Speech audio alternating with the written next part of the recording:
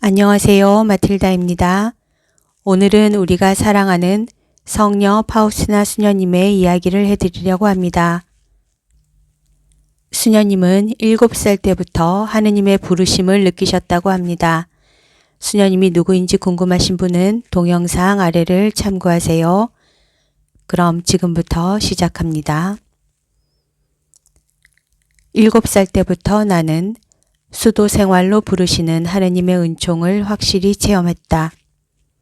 내 생애의 7년째 되는 해에 나는 처음으로 하느님의 소리를 들었는데 그것은 좀 더 완전한 삶으로 초대하시는 부르심이었다.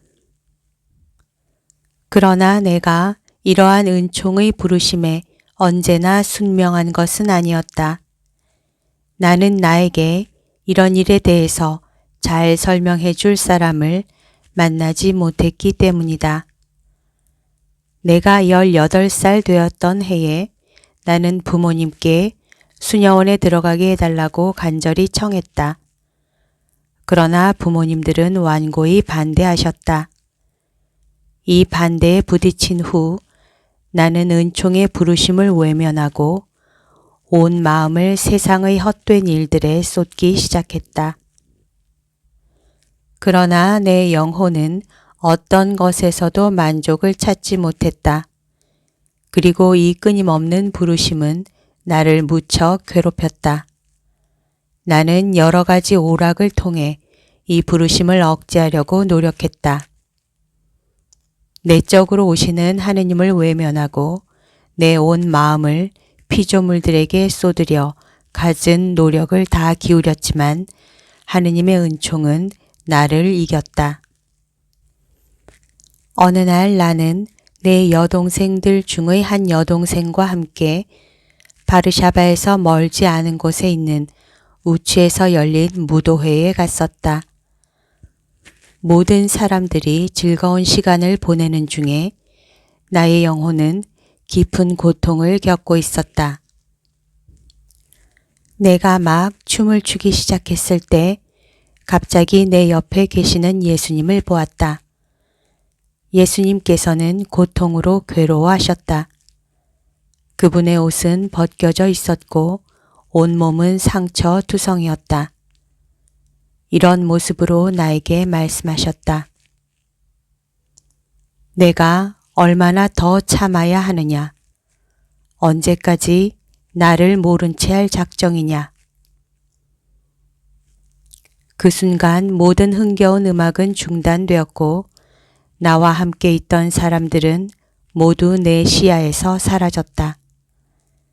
나와 예수님만이 남아 있었다.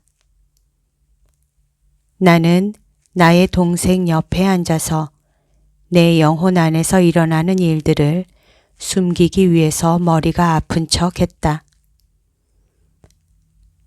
나는 같이 갔던 이들과 동생을 그대로 남겨두고 아무도 눈치채지 못하게 무도회를 빠져나와 성 스타니스와프 코스트카 대성당으로 달려갔다. 벌써 날이 환히 밝아오기 시작했다. 대성당 안에는 사람들이 몇 명 있었으나 나는 주위 사람들을 의식하지 않고 성체 앞에 엎드렸다. 그리고 앞으로 내가 어떻게 해야 하는지 가르쳐 달라고 주님께 간절히 청했다. 그러자 나는 이런 내적 말씀을 들었다. 지금 당장 바르샤바로 떠나라. 너는 그곳에서 수녀원에 들어갈 것이다. 기도를 하던 나는 벌떡 일어나서 집으로 돌아갔다. 대충 정리해야 할 것들을 정리하고 동생에게 내 영혼 안에 일어나는 일들을 할 수 있는 한 모두 말했다. 부모님께 나 대신 작별의 인사를 말씀드려 달라고 부탁하고는 입은 옷 그대로 짐도 하나 챙기지 않고 그 길로 바르샤바로 떠났다. 기차역에 내렸을 때 사람들이 모두 제 갈 길을 찾아 뿔뿔이 흩어져 가는 것을 보면서 나는 눈앞이 캄캄해지는 두려움에 떨었다. 어떻게 해야 하나? 아는 사람이라고는 하나도 없는 이곳에서 누구를 찾아가야 한단 말인가? 그러면서 나는 성모님께 기도했다. 마리아님, 저에게 길을 가르쳐 주십시오. 저를 인도해 주십시오. 그 순간 나는 이 시내를 빠져나가 어떤 마을로 가면 하룻밤을 안전하게 지낼 수 있다는 영혼의 말씀을 들었다. 말씀대로 가보니 정말 성모님께서 말씀하신 그대로 실현되었다. 다음날 새벽에 나는 다시 시내로 들어가서 제일 먼저 눈에 띈 성 야곱 성당으로 들어갔다. 나는 그곳에서 하느님의 뜻을 가르쳐 달라고 간절히 기도했다. 미사가 연달아 봉헌되고 있었는데 그런 중에 나는 다음과 같은 마음의 소리를 들었다. 저 사제에게 가서 모든 것을 말씀드려라. 너가 앞으로 해야 할 바를 가르쳐 주실 것이다. 그분은 성 야곱 성당 주임 신부이신 야곱 돈브롭스키 신부였다. 미사가 끝나자 나는 성당의 제의실로 갔다. 나는 내 영혼 안에서 일어난 일들을 다 말씀드리고 나서 어느 수녀원으로 가야 할지를 여쭈어 보았다.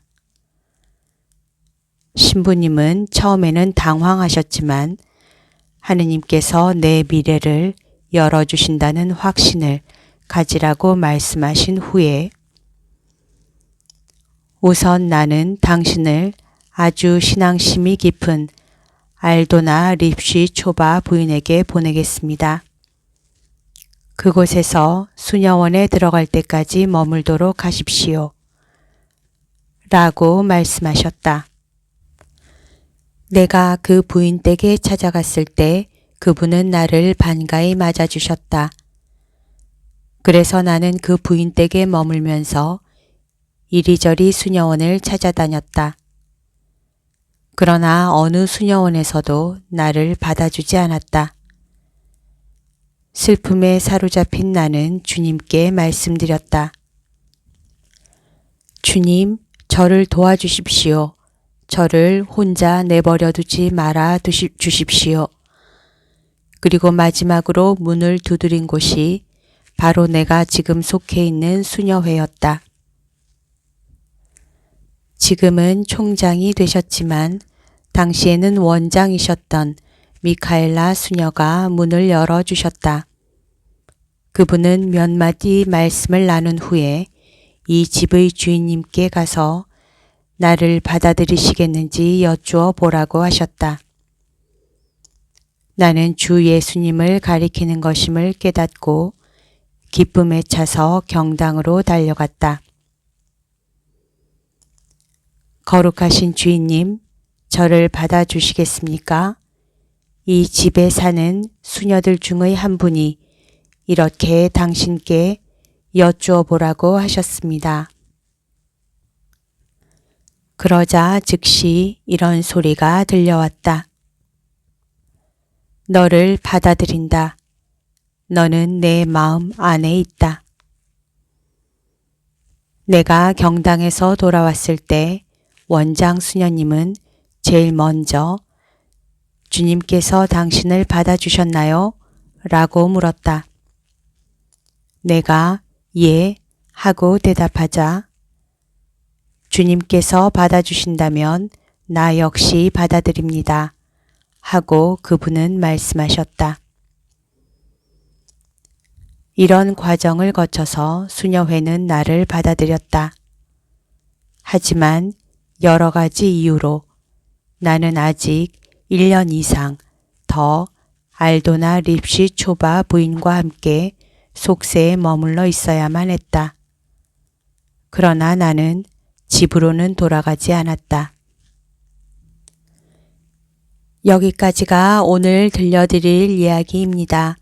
이 이야기는 내 영혼 안에 계신 하느님의 자비, 성녀 파우스티나 수녀님의 일기에 적혀 있습니다. 오늘도 서로 사랑하는 하루 보냅시다. 사랑합니다. 축복합니다.